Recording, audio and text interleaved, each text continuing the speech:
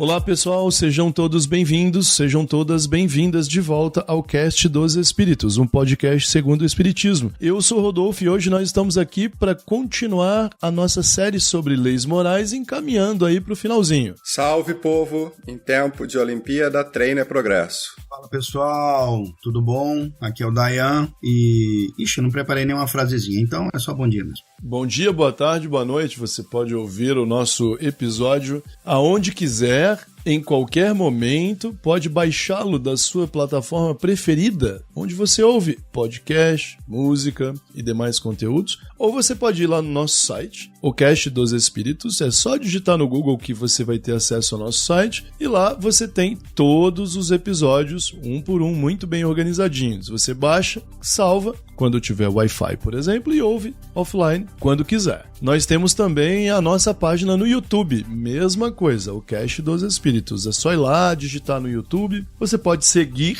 o nosso trabalho pelo YouTube, baixando por lá os áudios, ouvindo lá pelo YouTube e deixando comentários. Temos também a nossa página no Instagram, mesma coisa, @o Cast dos Espíritos, tá bom? Muito obrigado pela atenção que vocês têm dado ao programa e por terem sido tão carinhosos conosco, mesmo quando a gente não consegue dar um retorno para as mensagens que vocês enviam. Muito obrigado mais uma vez.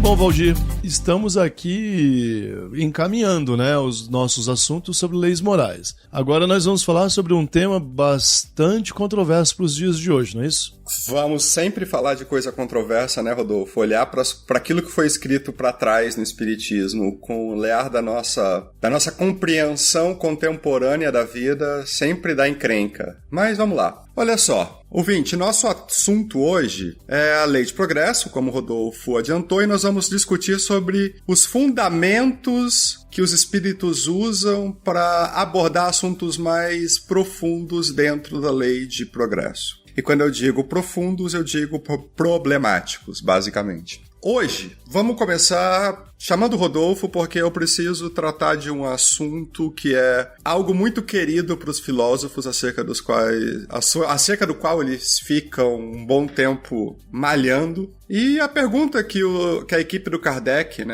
fez para os espíritos faz muito sentido, na minha opinião. Eles perguntam se estado de natureza e se lei natural são a mesma coisa. E a resposta dos espíritos é que não, que o estado de natureza é um estado primitivo e que a lei natural é algo que existe e que leva a uma série de consequências no funcionamento e no desenvolvimento, no aprimoramento da humanidade, enfim. O Kardec faz alguns comentários em seguida, eu acho que vale a pena o ouvinte interessado pelo assunto ler os comentários do Kardec. É a pergunta 776. E eu tenho uma pergunta que volta à origem dos termos para o Rodolfo, que é o nosso filósofo permanente profissional de plantão. Rodolfo, eu queria que você explicasse para mim, para o Dayan e para o ouvinte, se natureza em si, se natureza existe, se existe um conceito que descreva bem o que é natureza, porque os espíritos dizem que natureza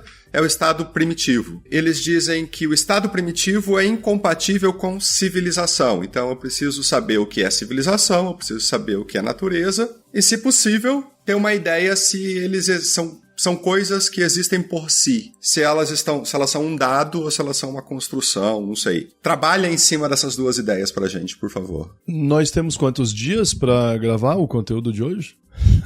Eu acho que você tem aí uns 7 minutos, 8. Eu conheço a sua capacidade de síntese. Tá bom. Vamos então direto ao ponto. Essas ideias fazem parte do contexto intelectual do século XVIII e XIX. Para que o pessoal que está ouvindo a gente entenda, a gente ao longo deste episódio e do próximo vai falar muitas vezes sobre o que nos parece ser um problema, um certo ponto que nos parece ser um problema, que é, os espíritos superiores vieram da onde? Porque o depoimento deles parece muito preso ao contexto histórico e material daquele tempo. As respostas não parecem conter elementos assim muito diferentes do que era motivo de discussão daquela época, né? Eu imagino, por exemplo, o Kardec fazendo essa pergunta para qualquer professor de geografia, de humanidades, né? Seja de filosofia, de ciências sociais, e ele responderia algo parecido com essa resposta. Não seria diferente. Então, assim, a separação que o espírito faz na resposta entre estado de natureza e lei natural, ela data, assim, de muito tempo. Para eu não ir muito longe, por exemplo, ela está no Leviatã do Thomas Hobbes. E aí isso significa aí um pouco mais de 200 anos antes de Kardec, né? Mas hoje, aí vamos lá o que interessa, assim. Então, existe mesmo um estado de coisas que é bruto e sem regras versus um estado de coisas com regras e, portanto, a natureza, o cosmos, é organizado conforme leis. Veja, a nossa compreensão hoje é bastante diferente. Quando eu digo a nossa, eu quero dizer da ciência e da filosofia contemporânea, né? A ideia de leis, a natureza possui leis, é uma construção histórica da modernidade. Então vem do século XVI, XVII. E o auge dessa ideia, assim, a ideia nasceu de fato com a matematização do conhecimento que explodiu nas mãos do Newton. Então o Newton é considerado, para a história do pensamento científico e filosófico, um grande marco. A ideia não é dele, a ideia vem caminhando, sabe? Ela vem caminhando. Francis Bacon, René Descartes, que era um matemático, mas é finalmente o Newton, porque foi ele o responsável por colocar mesmo numa fórmula aquilo que seria o comportamento harmônico da natureza. Então, dali em diante, olha, existe um caos, isso a gente sempre viu. O caos é a transformação constante de todas as coisas que caminha, inclusive, para a destruição. Por outro lado, existe a harmonia. O que é a harmonia? É o funcionamento regular e sistemático de uma certa ordem que favorece a vida, o belo e por aí vai. Então, a partir ali do final do século XVII e começo do século XVIII, essa ideia é dominante. Mas ela é dominante, mas ela tem um grave problema. Ela pressupõe uma espécie de arranjo, de organização no mundo material. O mundo material, ele teria, assim, uma espécie de comportamento pré-definido para que tudo funcione. Caberia a nós, investigadores, descobrir as regras desse comportamento. E aí a matemática seria a primeira língua de que nós nos utilizamos para descrever esse comportamento. Então, essas ideias não fazem o mesmo sentido hoje que faziam naquela época. Por exemplo, Charles Darwin, logo, não muito no tempo do Kardec, o Darwin demonstrou que não fazia sentido conceber um conjunto de regras que organiza a natureza para ela ser melhor, bela, harmônica. As pessoas não entendem, Valdir. É muito difícil para as pessoas entenderem a ideia do Darwin com relação à seleção natural, porque a ideia de leis naturais, ela é muito forte. Então as pessoas pensam assim, elas pensam que existe uma ordem pré-definida por certas regras, e naturalmente para os crentes Deus criou essas regras, né? E aí a natureza irá se comportar conforme essas regras. O lance do Darwin não foi apenas ter provado que a natureza não possui regras pré-determinadas para funcionar de modo harmônico e belo. Não foi só isso. O problema é que ele inverteu a reflexão. Ele inverte. Uma investigação racional não pode pressupor nada. Uma investigação racional tem que pegar aquilo que acontece, descrever corretamente, identificando padrões sem pressupor as coisas. Então a seleção natural, por exemplo, ela não é uma lei da natureza. A seleção natural é algo que acontece como decorrência do esforço para sobreviver, que é da espécie, de uma população, nunca de um indivíduo. Entendeu? Então, assim, é como se lá do ponto de chegada você estivesse olhando para trás e dizer o que aconteceu até aqui. Mas, por exemplo, a evolução conforme Darwin pode terminar em extinção, destruição total. E não vai terminar em harmonia, no belo, em seres fortes, belos, bonitos e mais capazes. A evolução pode terminar num monte de micróbios super resistentes que carreguem a vida para outros planetas e galáxias. E isso seria, darwinianamente falando, algo bem sucedido. Porque, por exemplo, Homo sapiens que estão tentando sobreviver num planeta que ele mesmo está destruindo é um atraso de vida para a evolução. Enquanto bactérias e micróbios que viajam em sondas, que podem ser pedras ou naves, seriam um sucesso evolutivo. Em resumo, a resposta dos espíritos à pergunta 776 ela é uma resposta extremamente localizada no tempo, reflete o contexto intelectual da época, coloca em oposição um estado de caos e um estado de harmonia, e essa reflexão não faz sentido para os dias de hoje. Não é possível afirmar que existe por si mesmo algo que chamaríamos de natureza. Não é possível. E aí, por que não? Porque nós, investigadores, os seres humanos investigando a realidade, tentam descrever a realidade da melhor forma possível, mas não podem ultrapassar esse esforço enquanto ele está acontecendo para dizer, lá no fim existe tal coisa. Não, a gente não sabe o fim. Ninguém nunca viu um elétron, né? Ninguém nunca vai ver um elétron, provavelmente. O colapso da função de onda lá nas partículas subatômicas é um fenômeno que tem muito a ver com a nossa capacidade descritiva. Ou seja, provavelmente a gente nunca vai ser capaz de dizer se as partículas subatômicas são ou não são ondas ou objetos, né? Se elas de fato são partículas ou objetos ou se são só ondas. E isso tem a ver com a nossa capacidade ruim, provavelmente, ou ruim não, né? Tem a ver com a nossa capacidade de descrever as coisas e a gente não pode sair por aí afirmando que por trás da cortina do que a gente não consegue tem coisa X ou coisa Y. Então, toda vez que uma pessoa pega e usa a natureza como sujeito de uma frase, ela está cometendo um erro epistemológico, científico, um erro filosófico. Se ela usar a palavra natureza, que é um substantivo, como um sujeito de uma ação. E a natureza produz obras belas. A natureza faz isso, a natureza não faz nada. Ela não é um agente, ela é só um erro de concepção da nossa parte. E civilização, Rod? Só para o ouvinte não ficar no ar? Outro erro, do mesmo gênero. É uma pré-concepção sobre um estado de perfeição do comportamento dos seres humanos em comunidades que não passa de um delírio.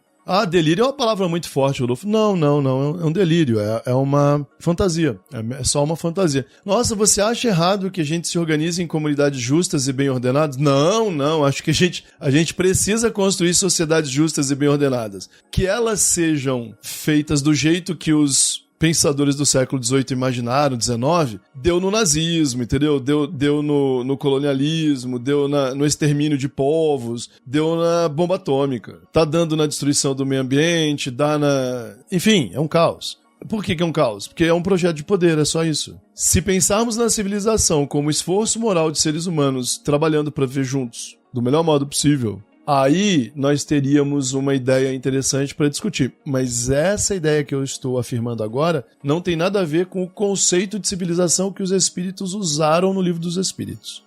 Só uma breve história muito rápida. Eu me lembro que eu dei aula uma vez para uma turma de arquitetura. E a gente estava falando sobre cidades bem organizadas, bem ordenadas, e se elas eram boas em outros sentidos, como num sentido ético, por exemplo, né? Se elas eram inclusivas ou não, e se elas favoreciam a liberdade, se elas favoreciam, por exemplo, a inclusão e etc. Tava dando muito problema na turma e eu resolvi passar aquele documentário que ganhou o Oscar sobre o nazismo e a arquitetura lá. A Arquitetura da Destruição. Ouvinte, se você não viu, procure. Deve ser talvez um dos melhores documentários da história. A Arquitetura da Destruição. E eles mostram no documentário lá como o nazismo foi construído como um projeto estético. Do homem perfeito, do homem bonito, do homem belo, contra o judeu que era uma barata, um rato, né? A propaganda nazista. E as cidades em linhas retas, prédios maravilhosos, né? Do Spears. Quem? É isso? Albert Speer. Enfim, coloquei o documentário. No final deu tudo errado. O pessoal, nossa, essas cidades alemãs eram tão lindas.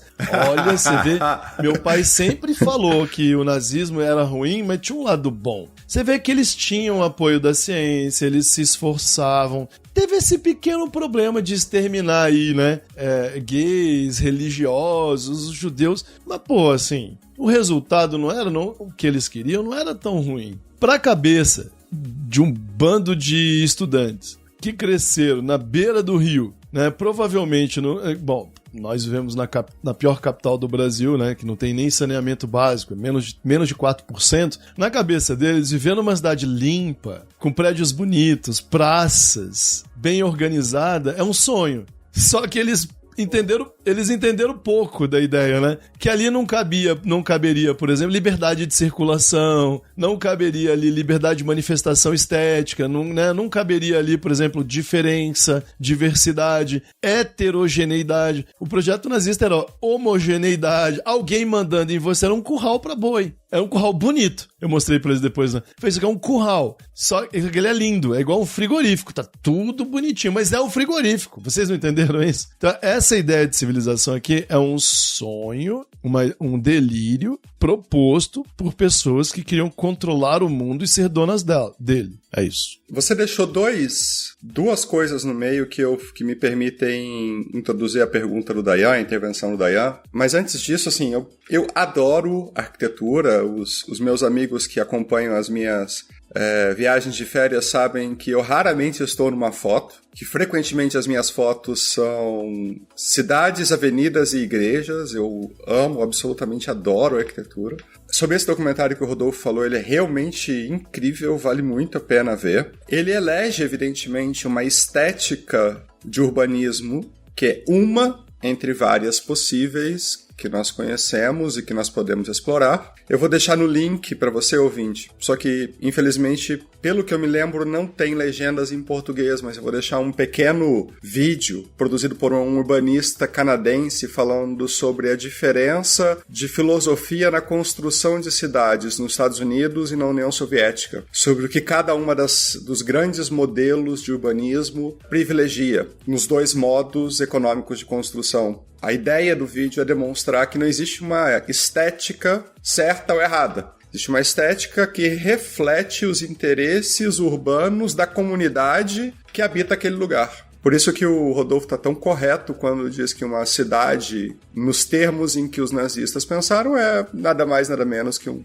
frigorífico, de fato. Mas o Rodolfo usou uma expressão durante a sua explicação acerca dos conceitos filosóficos de natureza, civilização e dos problemas que a gente encontra nisso no nosso momento histórico. Ele usou a seguinte expressão: é uma transformação constante. E ela me permite trazer a ideia que os espíritos tentaram explorar na questão 780, e que eu quero que o Dayan nos permita compreender isso de uma forma mais correta, porque a visão que normalmente eu ouço dentro das casas espíritas, nas palestras espíritas, nos livros espíritas que eu leio, é uma visão ligeiramente torta do que essas duas expressões significam, do que progresso e do que evolução significam, né? Os espíritos querem saber, na pergunta 780, se o progresso moral acompanha sempre o progresso intelectual. A gente não precisa discutir aqui sobre aquela ideia que todo mundo que já foi ao estudo sistematizado da doutrina espírita conhece, de asa moral, asa intelectual, essa bateção de estaca, que é a mesma coisa. O que nos interessa aqui, Dayan, e você sabe muito bem disso, é progresso. O que significa progresso? O que significa evolução? Existe aí um caldo meio entornado que a gente tem se acostumado a ouvir? Só no espiritismo, né, Valdir? Mas de um modo geral, a gente ouve esses termos basicamente como sinônimos, né?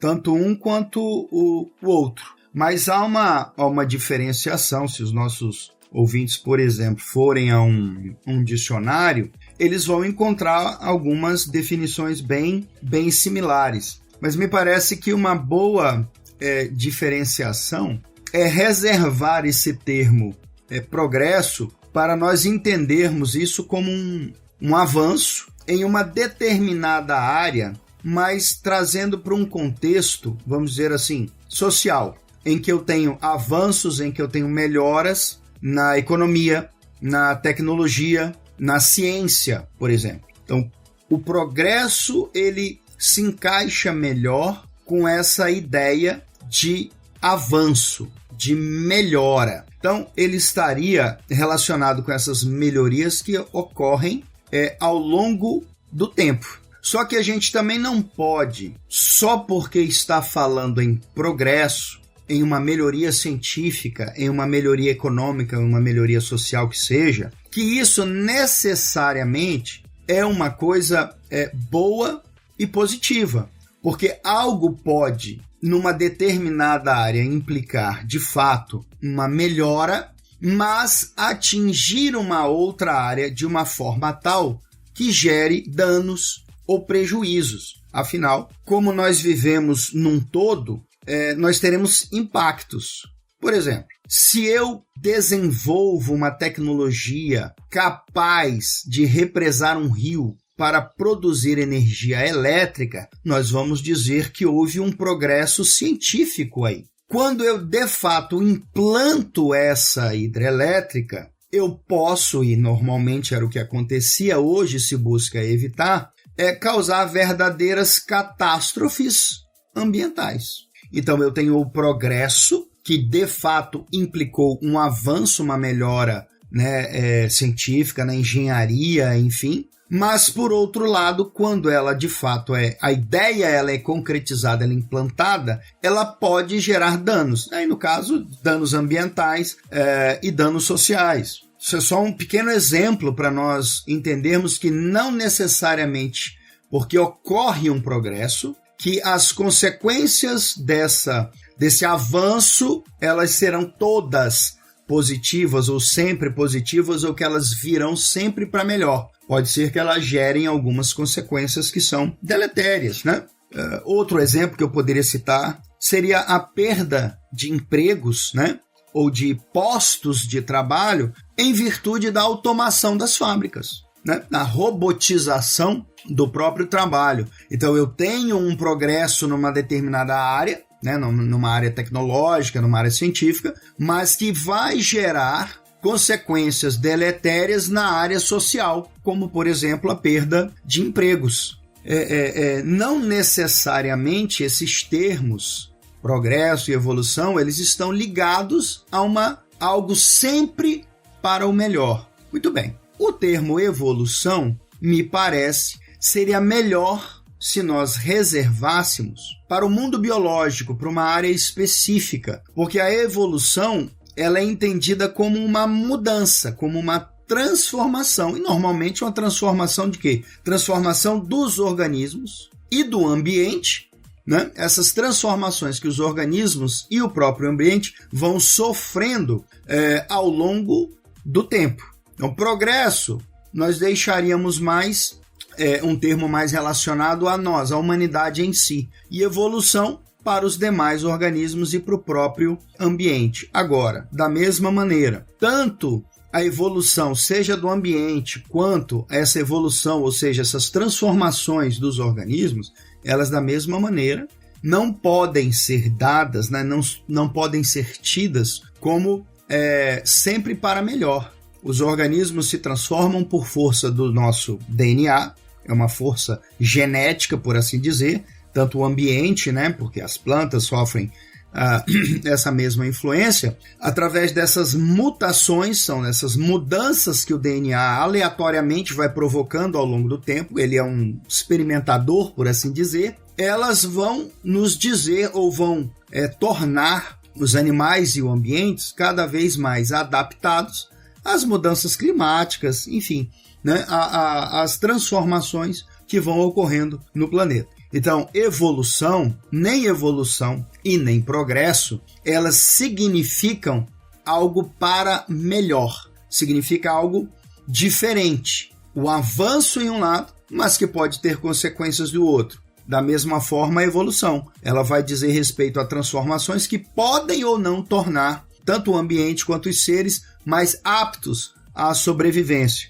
Aqueles que não forem, cuja transformação não os tornarem aptos às mudanças planetárias, por exemplo, que não se adaptarem, eles vão desaparecer. E os que forem melhores, que estiverem melhor adaptados, vão prosseguir. Como, por exemplo, nós, todos que chegamos até esse estágio aqui evolutivo material da Terra. Então, olha só, eu estava te ouvindo aqui, Dayan, e eu tenho um desenvolvimento, uma consequência dos seus comentários, mas parece que o Rodolfo tem algum pitaco para dar no que você está falando. Rod, o que você quer? Então, só para fazer uma observação rápida aqui, inclusive sobre a própria pergunta, né? 780. que o Dayan estava respondendo. Foi essa adaptação do uso do termo evolução, do jeito que o Darwin tinha pensado. O uso feito pelo espiritismo do termo evolução não é o uso decorrente da obra do Darwin. Essa ideia pré-existe à obra do Darwin. O Darwin, inclusive, ele foi renitente, ele resistiu ao uso da palavra evolução. Ele só usou a palavra evolução na 6ª edição da Origem das Espécies. E lembrando que foi um livro que ele demorou demais a escrever. Ele demorou uns 20 anos ou mais para colocar o livro para circular. E ele só colocou o livro para circular depois que o Wallace, Wilfred Russel Wallace, escreveu uma carta para ele dizendo que tinha chegado, explicando que ele tinha chegado à ideia de seleção natural por outros caminhos. Ideia que hoje existe uma espécie de consenso, o Darwin tinha chegado antes. Só que aí o Darwin foi alertado pelos colegas em Londres, publica logo o teu livro, porque o Wallace vai publicar um livro aí e vai trazer a ideia à tona antes de você. Um cara aí que também chegou a essa conclusão. Tem. E lembrando que o Wallace morou em Manaus, em Belém, trabalhou na Amazônia, enfim. Mas ele concebeu a ideia de seleção natural no Pacífico, né? Acho que na Malásia, se eu não me engano, no arquipélago Malai. Conferi, posso estar errado, se eu não me engano, em Java também, enfim, ele passeou bastante por lá. O que eu quero dizer é que a ideia de progresso é uma ideia iluminista e a ideia de que nós podemos, por meio do aprimoramento científico, aprimoramento técnico, melhorar moralmente. Essa ideia que está no Livro dos Espíritos tem uma história, ela tem um pedigree, ela tem autoria e etc. É uma crença e é uma ideologia também, sabe? É uma crença política. Vamos racionalizar e dominar a natureza, que assim seremos melhores. Os espíritos parecem, pelo texto, pareciam estar de olho nisso. Porque lá na pergunta, né, quando o espírito diz assim, olha, como pode o progresso intelectual engendrar o progresso moral? E a resposta parece simples, fazendo compreensíveis o bem e o mal. É uma boa resposta, mas aí joga a gente dentro do que significa o bem e o mal. Então o ouvinte que tá assim, vai dizer que não é ruim saneamento básico. Não, ninguém tá dizendo que é ruim saneamento básico. Ninguém tá dizendo que é ruim morar na Noruega ou na Finlândia. Não é isso que nós estamos dizendo. O que nós queremos reforçar e que parece ser a mesma tônica de quem respondeu a pergunta pro Kardec é, não existe um vínculo automático entre progresso técnico e avanço moral. A chave interpretativa é, obviamente, o progresso técnico torna as relações entre as pessoas mais igualitárias, torna a liberdade algo mais fácil de ser exercido, oferece condições para isso. Por isso, o tema que a gente está discutindo é leis morais, certo? Então não tem discussão sobre progresso que esteja ou possa estar desatrelada da discussão sobre liberdade, igualdade e todas as outras virtudes. Dayan, devolvendo para você, o Rodolfo já deu a opinião dele, que eu ia perguntar depois, então eu vou retomar contigo agora esse ponto, que é, você estava nos falando sobre as diferenças de conceito e abordagem que são úteis para o estudo do espiritismo quando a gente fala de progresso e de evolução. E eu agora, já que você pavimentou o caminho, o Rodolfo já deu a ideia dele, eu quero ouvir a sua. Na sua opinião, desenvolvimento tecnológico, aprimoramento tecnológico, e aí, dentro desse tecnológico, ouvinte, eu vou retornar para a origem da palavra, para estudo de uma técnica, para conhecimento de uma técnica. Então, seja urbanismo, seja medicina, seja economia, informática, o que for. O desenvolvimento tecnológico, na sua opinião, significa aprimoramento moral, ou seja, ter uma moral mais correta, mais justa, mais certa, que eu acho que é isso que, no final das contas, os espíritos estão propondo nessa resposta à pergunta 780A que o Rodolfo nos trouxe aqui, né? O progresso intelectual pode melhorar, pode proporcionar progresso moral? Você mudou a pergunta, você fez a mesma pergunta de 3 formas diferentes, né, cretino? Claro, mas vamos tem lá. Que te explorar, pô. Eu acho que nesse ponto aqui, Valdir, a observação que os espíritos fazem, ela é bastante coerente, e ela reflete a realidade. Eu não tenho a menor dúvida que o desenvolvimento tecnológico, obviamente, ele é uma consequência do nosso desenvolvimento intelectual, certo? Isso aí, para mim, Não tem como. Né? Através das nossas vivências, dos nossos estudos, da experimentação, enfim, nós vamos melhorando a técnica e, obviamente, com isso, nós vamos melhorando o nosso próprio intelecto, o modo de ver, o modo de fazer e, o mais importante, o modo de compreender as coisas. Então, nesse ponto, eu acho que os espíritos estão muito corretos, no sentido de que esse desenvolvimento intelectual que vai nos permitir, obviamente, desenvolver novas técnicas, novas tecnologias, isso vai aumentar esse nosso cabedal intelectual e vai nos permitir ver diferente, ver mais amplamente, ver mais longe. E através dessa compreensão nós vamos poder também chegar a percepções diferentes. Aquilo que nós achávamos que era super correto,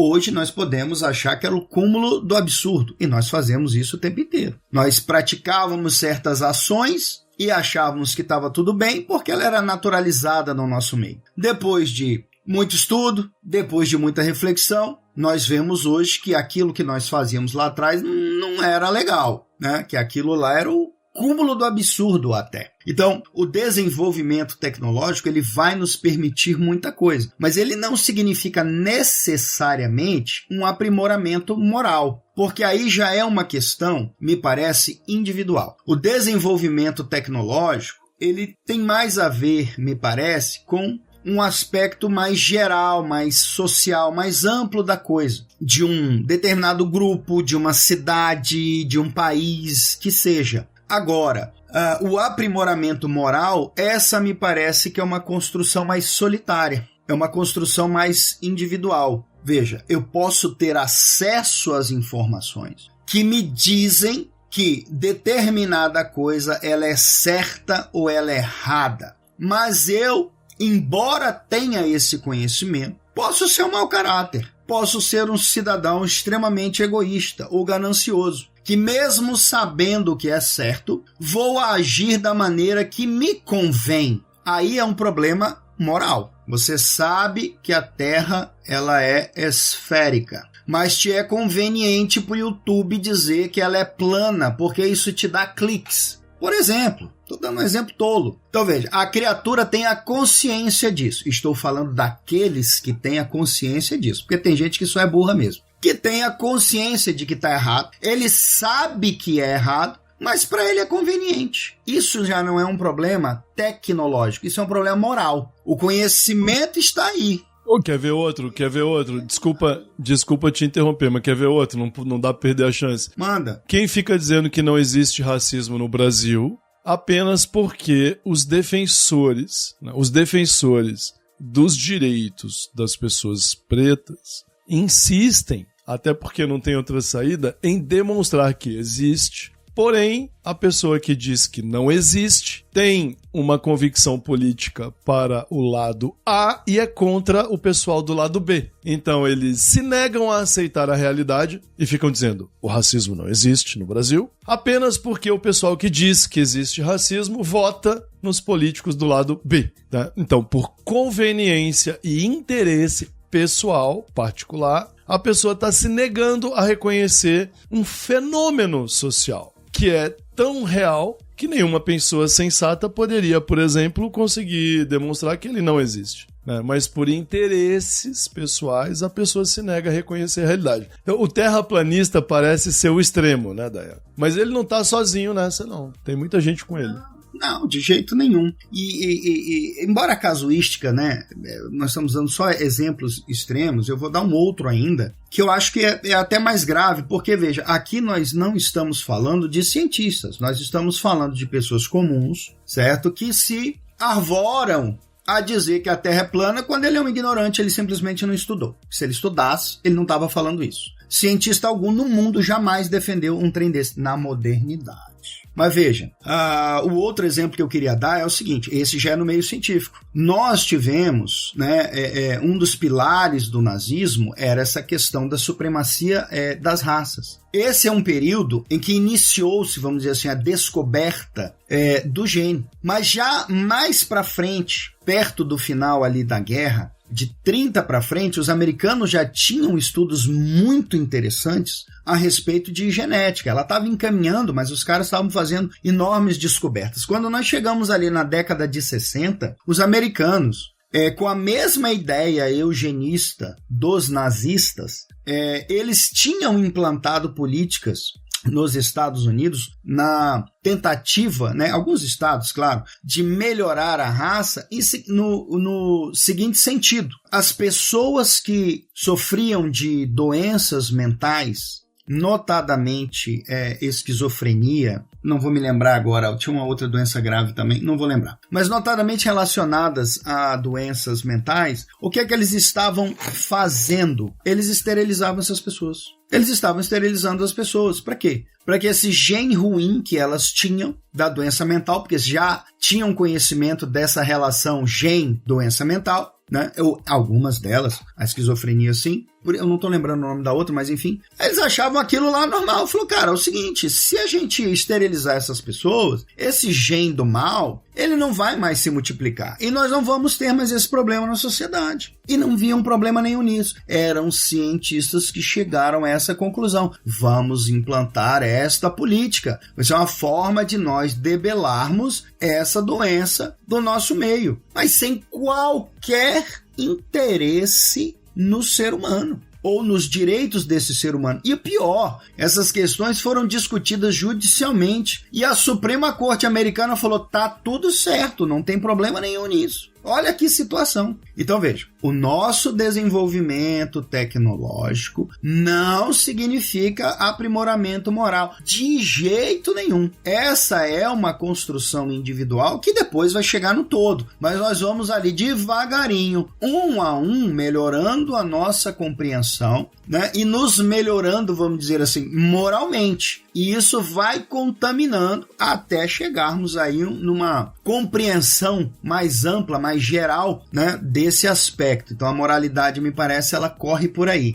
Então não há como a gente realmente afirmar. O desenvolvimento tecnológico, ele não significa necessariamente aprimoramento. Não significa. Aprimoramento moral, perdão. Bom, os ouvintes que nos acompanham há algum tempo já sabem que eu defendo uma ideia que eu sei que é perigosa, de um relativismo moral absoluto, aliás, de um relativismo cultural absoluto, né?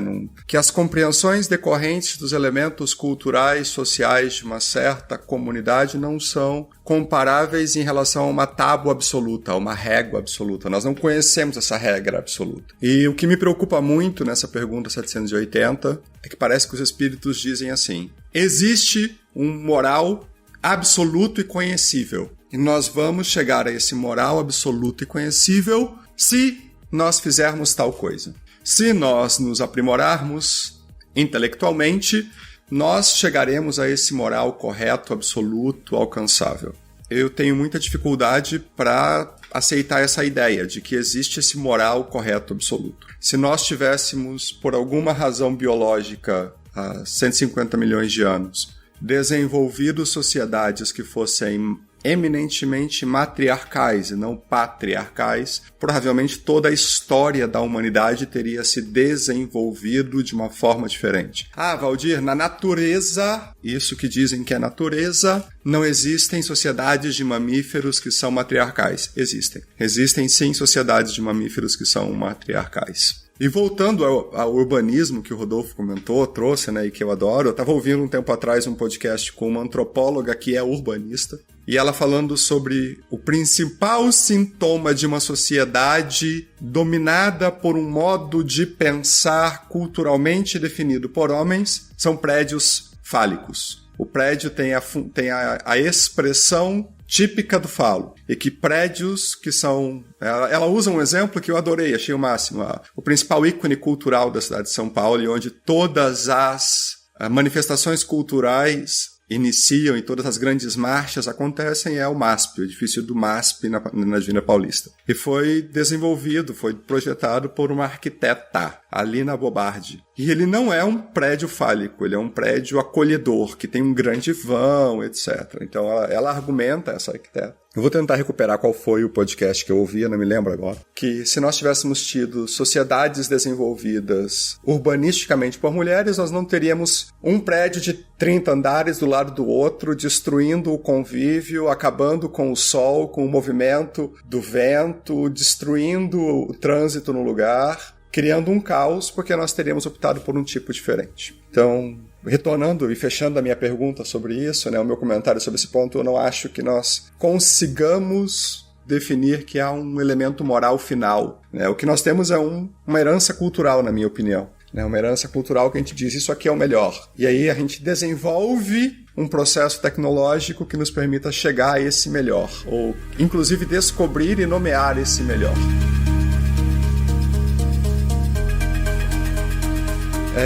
Rodolfo, nossa última intervenção, e depois eu vou pedir para o Dayan comentar também sobre a mesma questão. Na pergunta de número 783, os espíritos estão pensando, na verdade os perguntadores estão pensando nessa ideia de, dentro desse contexto de progresso e melhoramento moral, né, que haveria uma constante nessa direção. Nós seguiríamos esse roteiro, esse caminho. E os espíritos dizem, olha, quando alguma coisa dá errada e começa a conter essa marcha impossível de ser parada em direção ao bem, Deus faz cantar o seu chicote. Manda um abalo físico, um abalo moral, alguma coisa terrível, e as pessoas descobrem que estão fazendo algo errado e voltam para o caminho certo. No fundo, o que o Espírito me parece estar contando aí é a velha história de Sodoma e Gomorra.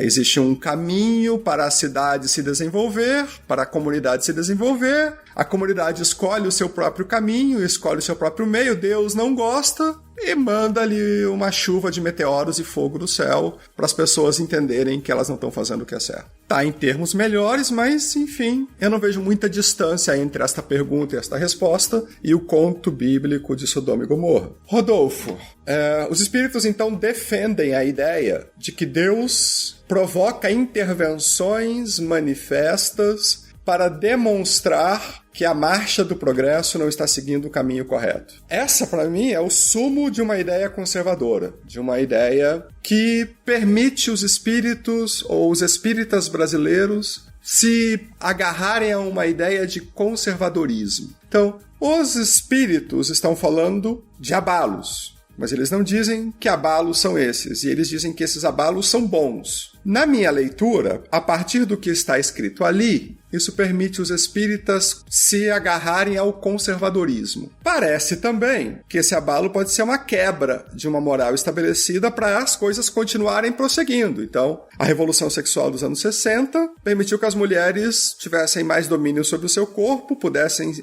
lutar pelo divórcio e se estabelecessem no mercado de trabalho. Então, foi um abalo para a moral dos conservadores. Enfim, os espíritos são claros acerca da importância dos abalos transformadores. Como é que o espiritismo no Brasil conseguiu se tornar, então, tão conservador e reacionário? Porque as pessoas religiosas gostam de poder. E elas vão transformar as ideias naquilo que for necessário para que elas possam concentrar poder, em primeiro lugar. Isso vai acontecer sempre, do jeito que as coisas são neste planeta. Talvez você esteja procurando uma espécie de explicação racional que transcenda essa que eu fiz, que parece ser uma explicação que a gente chamaria de funcional, né? Como é possível, de modo prático, pegar uma coisa e transformar em outra? Você faz isso quando o seu interesse está em jogo. E aí você transforma o que você quiser numa arma de combate, né? Numa arma. O que os espíritos... Aqui essa pergunta, concordo com você, esse princípio Sodoma e Gomorra, ele em tese é um princípio conservador. Por quê? Ele tem um potencial conservador, por quê? Porque tem Deus ali. Deus está falando nessa resposta. E onde é que Deus está ali? Deus é o sujeito oculto do processo transformador. É ele que manda o abalo. É ele que manda a chuva de fogo. E o Espírito, é claro, ao responder, quando um povo não progride tão depressa quanto devera, Deus o sujeita de tempos a tempos a um abalo físico que o transforma. Físico ou moral que transforma esse povo. Tudo que tem Deus como um sujeito oculto do processo transformador tem um potencial conservador, porque os profetas, os divinadores, virão dizer: estamos sabendo que há um grande movimento acontecendo. O discurso da transição planetária tem essa finalidade de assustar as massas e de concentrar poder na mão dos profetas e divinadores, sejam os seus intelectuais, sejam os seus líderes religiosos. O que é intrigante nessa história é que o Espiritismo não demonstra, na sua base, muita preocupação com a organização material dos mundos. Não é da essência do Espiritismo defender uma ou outra organização material de qualquer mundo, ok? Afinal, ele é o Espiritismo. Veja, para os cristãos tradicionais, morrer significa esperar o juízo para decidir, para que Deus decida se você vai para o inferno, uma organização material específica, ou para o paraíso celestial, outra organização material específica, entendeu? Assim, para o Espiritismo, nem o inferno, como uma organização material específica, nem o paraíso celestial, como outra organização material específica, existem. E eles não só não existem, eles não significam a essência do negócio. Portanto, e daí se o vulcão vai destruir Pompeia? E daí se o meteoro vai destruir esse planeta? Não é isso que está em jogo para o Espiritismo. O que está em jogo para o Espiritismo é a capacidade de os espíritos acordarem para a sua realidade imortal, aprenderem virtudes, se relacionarem bem uns com os outros e irem gozar da sua liberdade universo afora. Encarnando e desencarnando quantas vezes não importa. Então, assim, tempestades, violências, transformações materiais são secundárias, mas entraram no nosso discurso como algo tão essencial que hoje todo espírita tem medo da morte. E aí o potencial de controlar essa massa com medo de morrer, falando de desastres, catástrofes e abalos, é fácil. Tem um enorme potencial político. Eu gostaria de aproveitar e chamar a atenção para o seguinte, de propor uma reflexão diferente, de propor uma reflexão que aponta um caminho diferente, que é o seguinte: tira Deus da história. Para mim, o processo, eu escrevi isso no livro, no Vida, Morte e Vida. O processo evolutivo dos espíritos acontece historicamente sem intervenções externas. Deus não interfere. Nós somos imortais. Pronto, isso já é divino. É o que existiria de sagrado em nós, de divino, a imortalidade. Já é muito. Você lembra aquele filme, o primeiro filme dessa nova era do Super-Homem, o Homem de Aço? Lembram do filme? Eu era muito novo, acho que não. Do novo, rapaz, escrevendo na tua cara. Do Henry Cavill. O Homem de Aço. O filme termina em Nova York, com o Super-Homem lutando contra o General Zod, que também veio de Krypton, né? É muito engraçado, porque de tempos em tempos aparecem notícias. Essa semana, por um acaso, no meu Instagram, eu acabei lendo uma que era o seguinte: especialistas, vai saber que tipo de especialistas, fizeram as contas e calcularam o número de pessoas que a luta final do Super-Homem contra o Zod em Manhattan matou. Quantas pessoas morreram por causa daquela luta, entendeu? Tipo, o Super-Homem não é... E engraçado que as pessoas ficaram chocadas porque no final do filme ele mata o General Zod, né? Quase arrancou a cabeça dele. O Super-Homem não mata as pessoas, ele leva pro presídio. Mas o General Zod não podia ir pra presídio nenhum, né? E a Zona Fantasma tinha sido destruída, né? Na primeira versão do filme. Enfim, o meu ponto aqui é o seguinte: eles eram dois deuses brigando. E eles iam destruir o planeta. Inclusive, eles chegam a dizer isso, acho que não me lembro hoje, que o General Zod... E aí, vamos destruir esse planeta, né? Lutando? Enfim, o Super-Homem tinha que matá-lo para que ele não destruísse a Terra. Para que o inimigo não destruísse a Terra. Muito bem. Na minha concepção não teológica, na minha visão não teológica da realidade, a partir das ideias básicas do Espiritismo em Kardec, os espíritos encarnam, desencarnam e voltam a encarnar, lutando pelo próprio progresso, pela própria evolução. Eles lutam com tudo que podem, cometendo muitos erros. Como eles são imortais, os perdedores sempre terão uma nova chance. E nós vamos ficar nessa de nos destruir, nos matar indefinidamente, fazer mal uns aos outros indefinidamente, até que durante o processo nós aprendamos a agir de outro jeito. A gente vai descobrindo, por meio de muito sofrimento, que é ruim fazer isso, que é ruim agir desse modo. As grandes revoluções que o Espírito cita na pergunta, para mim, elas são os saltos evolutivos morais dados por indivíduos e grupos que encarnam como homens e mulheres, enfim, e que vão ensinando passo a passo os seus companheiros a agir de outro modo. Isso acontece muito lentamente ao longo de milhares de anos em cada planeta. As migrações entre espíritos que vêm de cá e vão para lá vão favorecendo a mudança do contexto. Mais cedo o Dayan disse, eu gostei do que o Dayan falou, ele disse assim, olha, o desenvolvimento tecnológico acontece coletivamente, mas o desenvolvimento moral acontece individualmente. Eu concordo com o Dayan na essência. Mas eu queria lembrar que é possível sim que você, por exemplo, ajude na mudança de uma compreensão ética de uma coletividade. É possível que um sacrifício de uma pessoa acabe tendo um impacto sobre uma coletividade tal que aquela coletividade comece a ver de modo diferente as coisas. Tem um filme americano que não faz muito tempo, por exemplo, Seu Primeiro Casamento entre um Homem Branco e uma Mulher Preta. Eu não me lembro em qual estado americano, logo após o fim da segregação racial, não me lembro nem se foi após 63, 64, 65. E um caso que repercutiu muito, né? E lembra, por exemplo, os primeiros casamentos entre plebeus e patrícios na Roma republicana, né? Então, assim, às vezes essas pessoas vão na frente, acabam se sacrificando e o sacrifício delas acaba impactando, né, a sensibilidade moral das pessoas que antes não agiam daquele modo, não concordavam, e assim as mudanças para melhor vão acontecendo. Em resumo, para mim, Deus não manda nada, tá? Deus não manda um vulcão, um meteoro, Deus não dá início a uma guerra. Para mim, a responsabilidade é inteiramente nossa.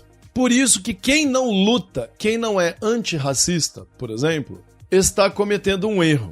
Quem não é a favor dos direitos da comunidade LGBTQIA+, etc., está cometendo um erro e precisa ser pressionado a mudar, porque o ambiente em que os espíritos encarnam é sempre uma comunidade. E se essa comunidade for agressiva, violenta e refratária, aquele espírito não encontrará os meios necessários para o seu aprendizado, seja técnico, seja moral. Entendeu? Então, não existe essa história de ai meu Deus, Deus vai mandar o meteoro. O que existe é o seguinte, meu amigo, os russos virão aí, saca? Ah, os franceses querem colonizar o mundo? Beleza. Aparecem os russos que não gostam da ideia e eles são muita gente. Ah, e daí os alemães vão até onde? Vão até a Rússia. Aí agora acabou, agora é bomba atômica, beleza? Agora são os russos que estão enrolados porque invadiram a Ucrânia e eles vão ter que se entender com gente do mundo inteiro mandando dinheiro e os ucranianos são inclusive parecidos com eles. Os russos vão se danar com essa guerra, entendeu? Assim como eles se danaram com muitas outras, no Afeganistão, por exemplo, né? E a gente nem sabe o que os chineses querem, porque a hora que os chineses saírem da toca,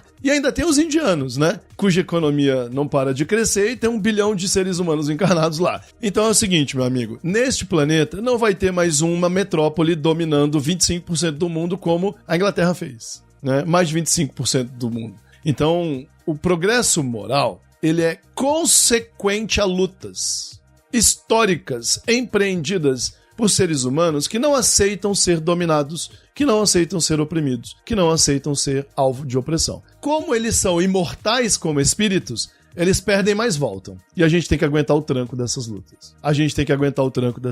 Então, o espiritismo brasileiro é só um subcapítulo. Na verdade, nem é um capítulo, é uma subseção de um capítulo bem pequenininho de uma religião tradicional que tenta se apropriar do discurso nós somos uma elite consciente dos destinos do cosmos, que logo vai ser esquecido. Olha só, eu tenho certeza que os espíritas que te ouvirem, Rodolfo, vão começar a colocar o seu nome na reunião mediúnica, porque certamente você está obsidiado. E vão rezar por você, e vão pedir por você, com aquela voz macia, pacífica, aveludada. Ninguém aguenta gente que fala assim, velho. Pelo amor de Deus. Mas eu também quero orações. Então, eu vou acrescentar mais um degrau nesse seu arrazoado para nós sermos rezados e benzidos pelo espiritismo tradicional.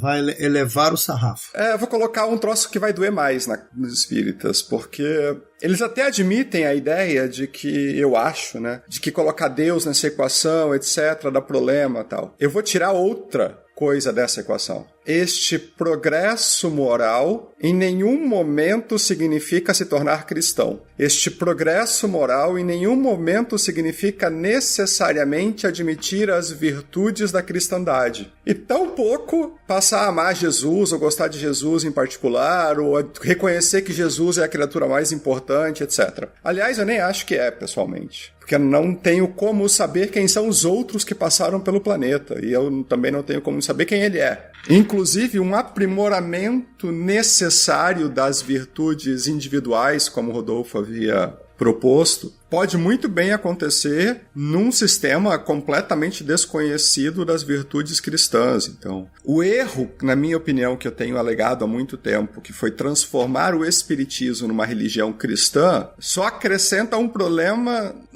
no mecanismo essencial da lei de progresso que os espíritos dizem. Porque se eu precisar chegar ao cristianismo ou às virtudes cristãs, ou à tradição cristã, como consequência natural do aprimoramento intelectual, eu vou cair nos problemas que nós vamos analisar no episódio seguinte, de um risco de um racismo intelectual ou coisa que o valha. Então, eu posso muito bem passar todas as minhas encarnações sendo indiano, como o Rodolfo trouxe, ou confucionista, como ele trouxe, ou uma religião amazônica tradicional qualquer indígena, sem nunca ter ouvido falar ou conhecer das virtudes evangélicas de Jesus, e seguir o barco e descobrir a minha imortalidade e me melhorar, e não precisar sequer viver esses grandes abalos do sujeito que não morre e volta para cobrar a conta, e ir adiante, o que para mim é um atestado da desnecessidade de colocar Jesus na conta.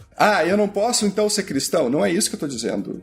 Eu acho que essas virtudes são boas? Acho. Acho que a tradição cristã, nas suas inúmeras vertentes, do catolicismo às religiões reformadas e protestantes, acrescentam coisas boas ao indivíduo? Sem dúvida. Este é o único caminho, este é o ponto que eu preciso chegar. Mas de jeito nenhum, na minha opinião. Acho que este é um equívoco essencial no raciocínio do Kardec, no raciocínio dos espíritos que vieram após o Livro dos Espíritos, especialmente, e essencialmente no raciocínio do movimento espírita brasileiro. Jesus não é necessário ou melhor, ele não é o ponto final a ser atingido da compreensão do desenvolvimento moral na Terra. Minha opinião acerca disso. Dayan, agora que eu já consegui as minhas preces, das pessoas que falam mansinho e aveludado, eu deixo para você fazer o nosso encerramento.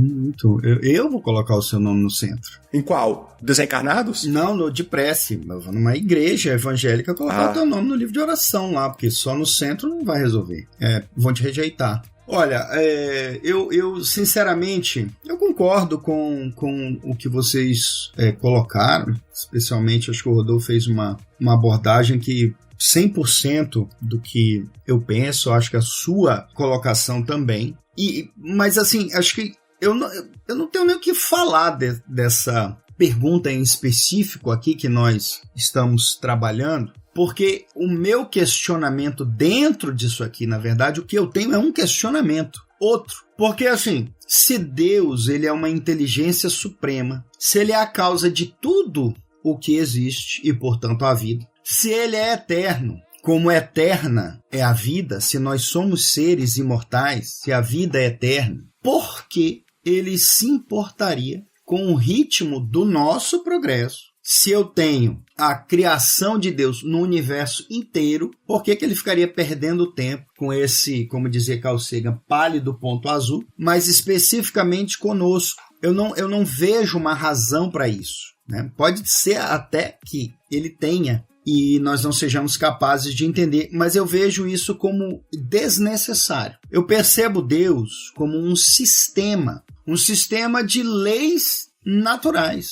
E essas leis regem tudo, são as nossas leis físicas, que nós nem descobrimos todas. Nós ainda as estamos descobrindo, mas sabemos que nós estamos mergulhados nesse sistema. E vamos seguindo esse fluxo. Como nós já dissemos em inúmeros outros episódios, a questão das leis morais diz respeito ao nosso desenvolvimento. Não há de onde extrair necessariamente uma lei moral. Ela vem da nossa compreensão. Então, se eu estou mergulhado num sistema de leis, as coisas vão no ritmo de quem está sujeito a elas, conforme a sua compreensão. Não há pressa em se chegar, né, nesse fim evolutivo, porque ele não tem fim. Então eu não consigo compreender essa necessidade de ficar colocando ou trazendo Deus para dentro de certas discussões para ser a explicação de determinados fenômenos que são naturais. Olha, essas calamidades vieram aí para vocês se melhorarem, socialmente vocês olharem uns pelos outros. Gente, isso é uma constatação sociológica. Nós acabamos de ter um desastre, né? Uma catástrofe terrível no Rio Grande do Sul.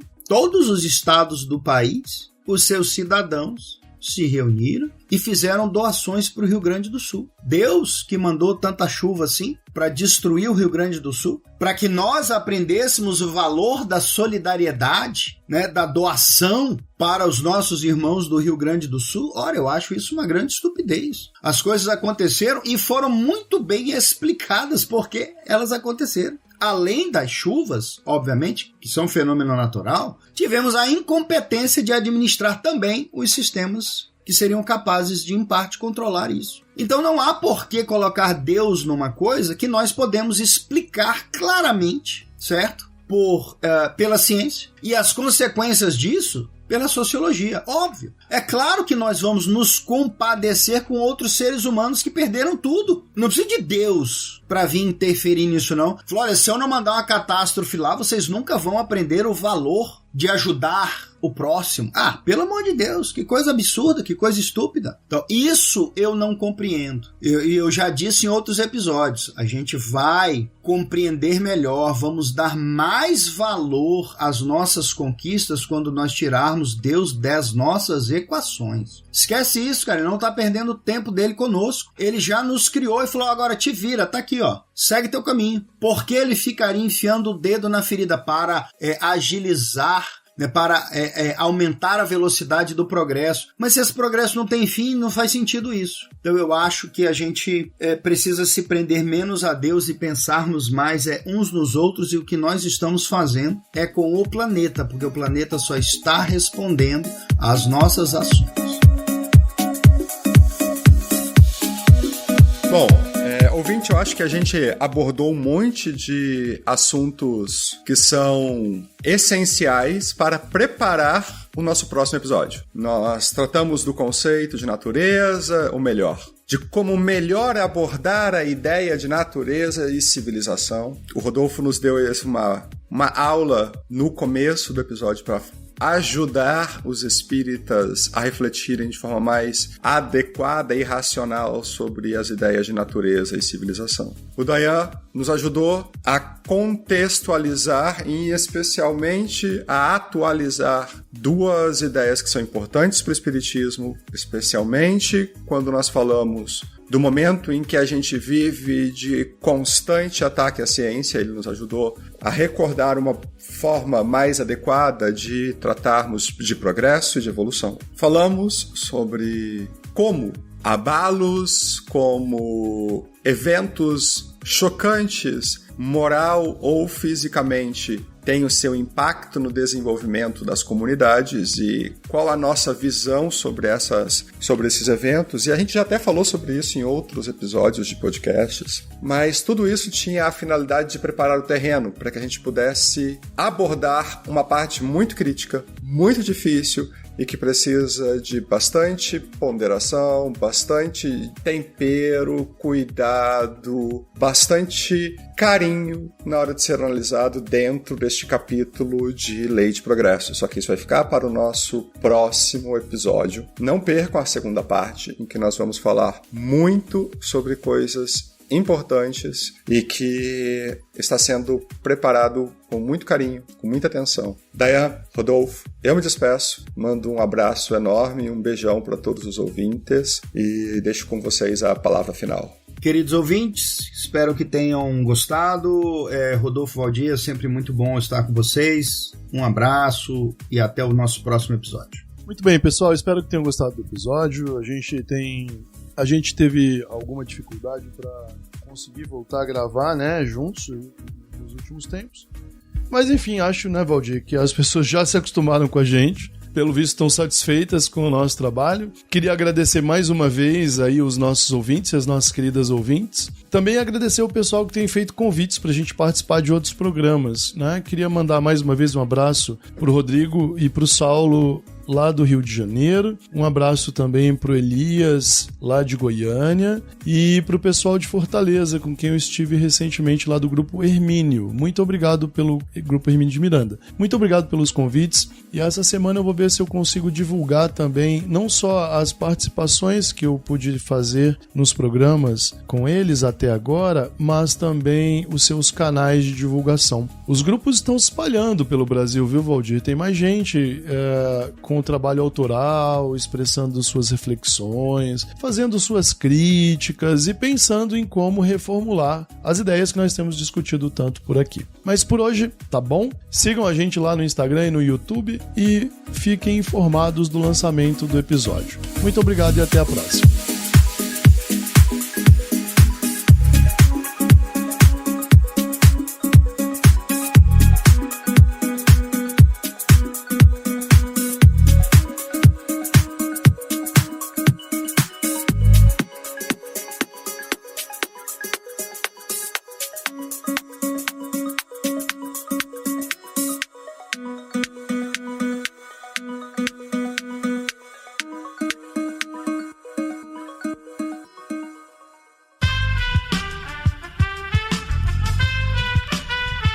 Esse podcast foi editado por Aerolitos Edição Inteligente.